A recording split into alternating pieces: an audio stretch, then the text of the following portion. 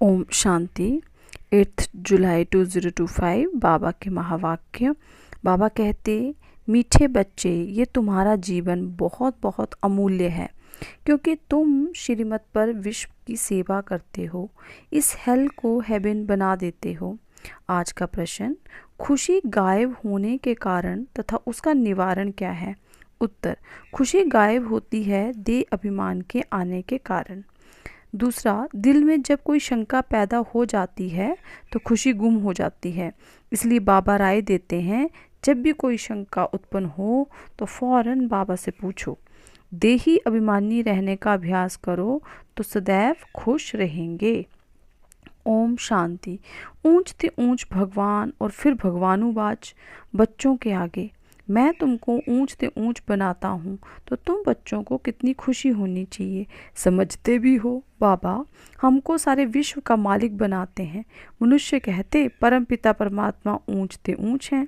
बाप खुद कहते हैं, मैं तो विश्व का मालिक बनता नहीं हूँ। भगवानुवाच, मुझे मनुष्य कहते हैं ऊंच ते ऊंच भगवान, और मैं कहता हूँ मेरे बच्चे ऊंच ते ऊंच हैं। सिद्ध कर बताते हैं, पुरुषार्थ भी ड्रामा अनुसार कराते हैं, कल पहले मुआफिक। बाप समझाते रहते हैं, कुछ भी बात ना समझो तो पूछो। मनुष्यों को कुछ भी पता नहीं है, दुनिया क्या है, बैकुंठ क्या है।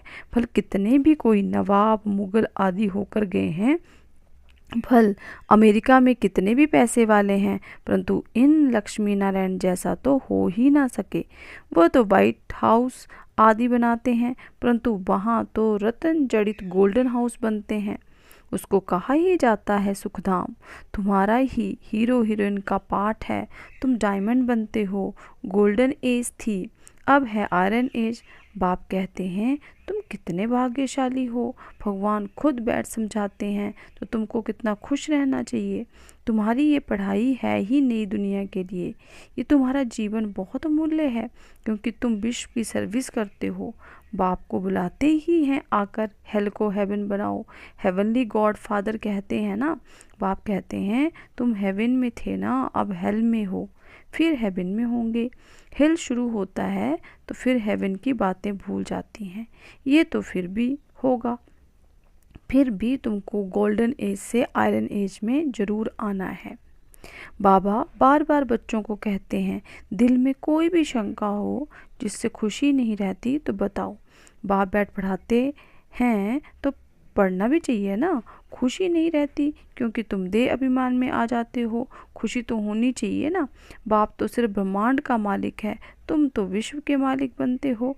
भल बाप को क्रिएटर कहा जाता है, परंतु ऐसे नहीं कि प्रलय हो जाती है फिर नई दुनिया रचते हैं। बाबा कहते हैं नहीं।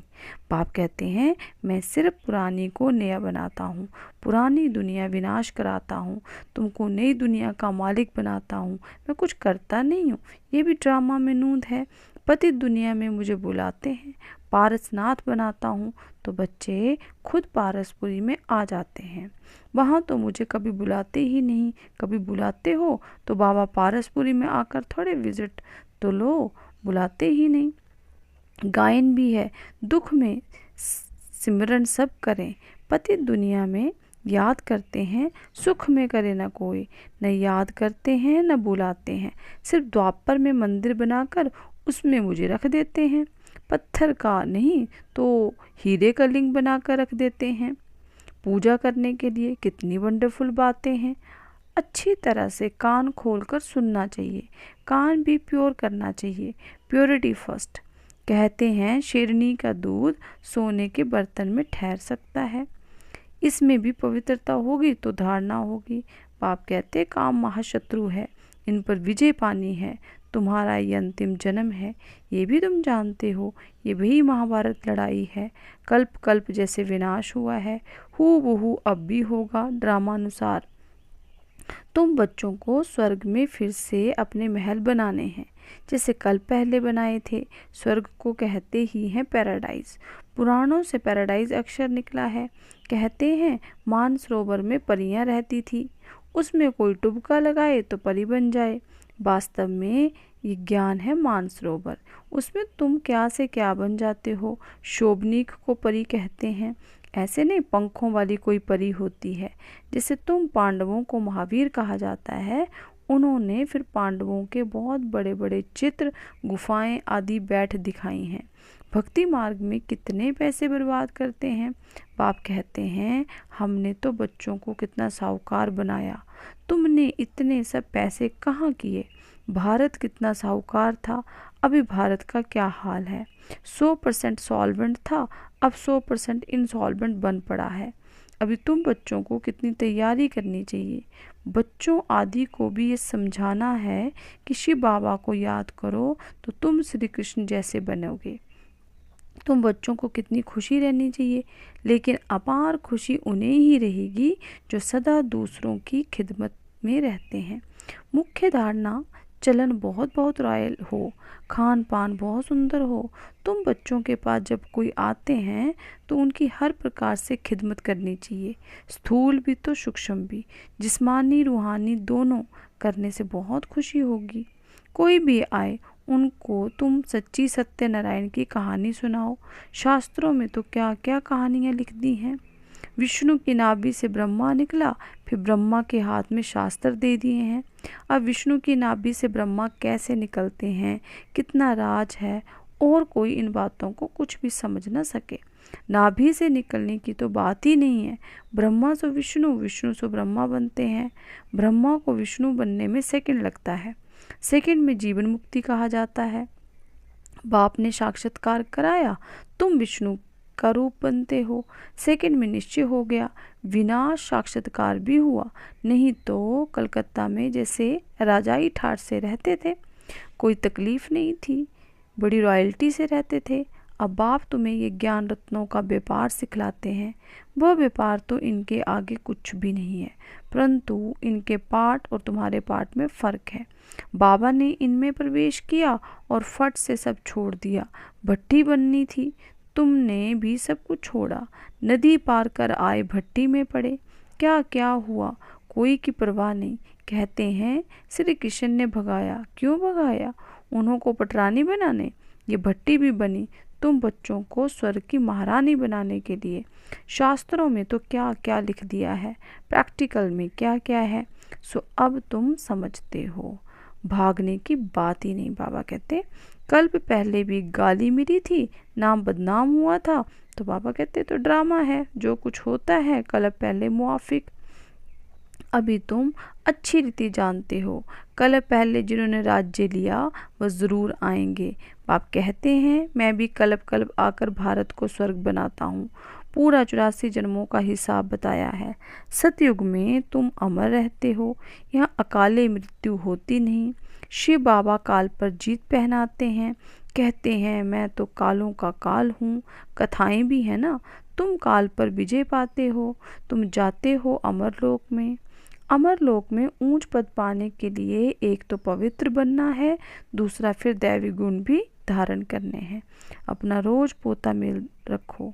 रावण द्वारा तुमको घाटा पड़ा है, मेरे द्वारा फायदा होता है। व्यापारी लोग इन बातों को अच्छी रीति समझेंगे। ये हैं ज्ञान रतन, कोई बिरला व्यापारी इनसे व्यापार करे। तुम व्यापार करने आए हो, कोई तो अच्छी रीति व्यापार कर स्वर्ग का सौदा लेते हैं। 21 जन्म के लिए, 21 जन्म भी क्या 50-60 जन्म बहुत सुखी रहते हो, पद्मापति बनते हो। देवताओं के पैर में पद्म दिखाते हैं ना, अर्थ थोड़े समझते हैं। तुम अभी पद्मपति बन रहे हो तो तुमको कितनी खुशी होनी चाहिए। बाप कहते हैं मैं कितना साधारण हूँ, तुम बच्चों को स्वर्ग में ले जाने आया हूँ। बुलाते भी हो, पतित पावन आओ, आकर पावन बनाओ। पावन रहते ही हैं सुखधाम में। शांति धाम की कोई हिस्ट्री ज्योग्राफी तो हो नहीं सकती, वो तो आत्माओं का झाड़ है, सूक्ष्म वतन की कोई बात ही नहीं। बाकी ये सृष्टि चक्र कैसे फिरता है ये तुम जान गए हो। सतयुग में लक्ष्मी नारायण की डायनेस्टी थी, ऐसे नहीं एक ही लक्ष्मी नारायण सिर्फ राज्य करते हैं, वृद्धि तो होती है ना। फिर द्वापर में भी वही पूज्य सो फिर पुजारी बनते हैं। मनुष्य फिर परमात्मा के लिए कह देते आप पे ही पूज्य। जिसे परमात्मा के लिए सर्वव्यापी कह देते हैं, तो इन बातों को तुम समझते हो। आधा कल्प तुम गाते आए हो ऊंचते ऊंच भगवान, और अब भगवानो बाज ऊंचते ऊंच बच्चे हो। तो ऐसे बाप की राय पर भी चलना चाहिए ना। गृहस्थ व्यवहार को संभालना है। यहाँ तो सब रह ना सके, सब रहने लगे तो कितना बड़ा मकान बनाना पड़े। ये भी तुम एक दिन देखेंगे कि नीचे से ऊपर तक कितनी बड़ी क्यू लग जाती है दर्शन के लिए। कोई को दर्शन नहीं होता तो फिर बाबा कहते गाली भी देने लग पड़ते हैं। समझते हैं महात्मा का दर्शन करें।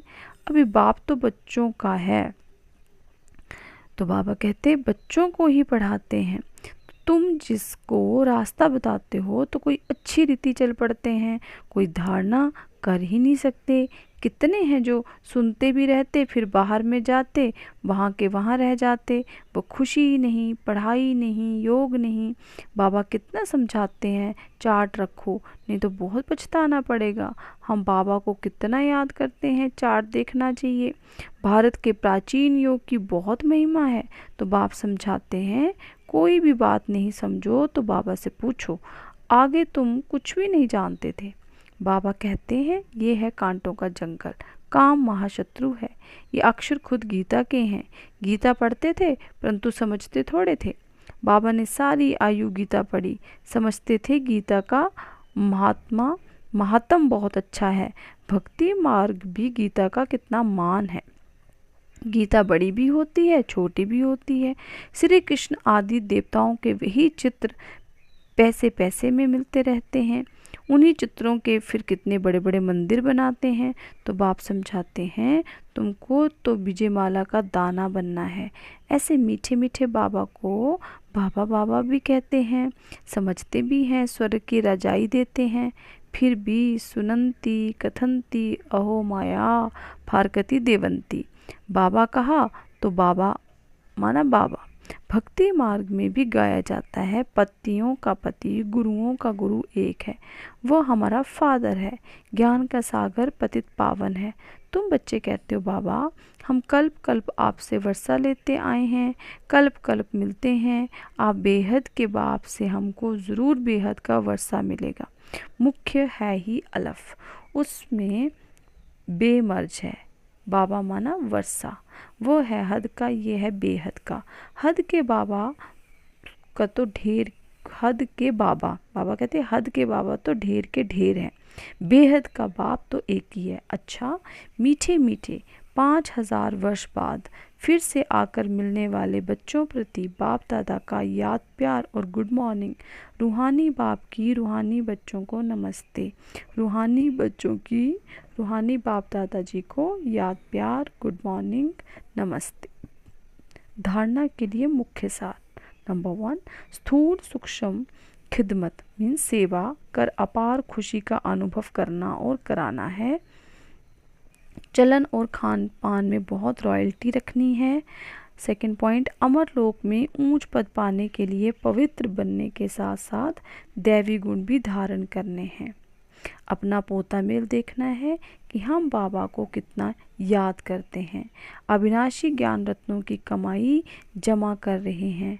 कान प्यारे बने हैं जिसमें धारणा हो सके। कान प्योर बने हैं जिसमें धारणा हो सके। कानों को भी बाबा कहते प्योर बनाना है।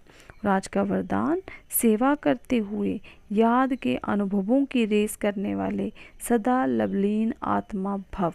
याद में रहते हो लेकिन याद द्वारा जो प्राप्तियां होती हैं उस प्राप्ति की अनुभूति को आगे बढ़ाते जाओ। इसके लिए अभी विशेष समय और अटेंशन दो, जिससे मालूम पड़े कि ये अनुभवों के सागर में खोई हुई लवलीन आत्मा है। जैसे पवित्रता शांति के वातावरण की भासना आती है, वैसे श्रेष्ठ योगी लगन में मगन रहने वाले हैं। ये अनुभव हो। नॉलेज का प्रभाव है लेकिन योग के सिद्धि स्वरूप का प्रभाव हो। सेवा करते हुए याद के अनुभवों में डूबे हुए रहो। याद की यात्रा के अनुभवी की रेस करो। स्लोगन है, सिद्धि को स्वीकार कर लेना अर्थात भविष्य प्रारब्ध को यहाँ ही समाप्त कर देना। अव्यक्त इशारे संकल्पों की शक्ति जमा कर श्रेष्ठ सेवा के निमित्त बनो। जितना जितना आप बच्चे श्रेष्ठ संकल्प की शक्ति से संपन्न बनते जाएंगे, उतना श्रेष्ठ संकल्प की शक्तिशाली सेवा का स्वरूप स्पष्ट दिखाई देगा। हर एक अनुभव करेंगे कि हमें कोई बुला रहा है, कोई दिव्य बुद्धि द्वारा शुभ संकल्प का बुलावा हो रहा है, कोई फिर दिव्य दृष्टि द्वारा बाप और स्थान को देखेंगे। दोनों प्रकार के अनुभवों द्वारा बहुत तीव्र गति से अपने श्रेष्ठ ठिकाने पर पहुंच जाएंगे। ओम शांति, ओम शांति, ओम शांति।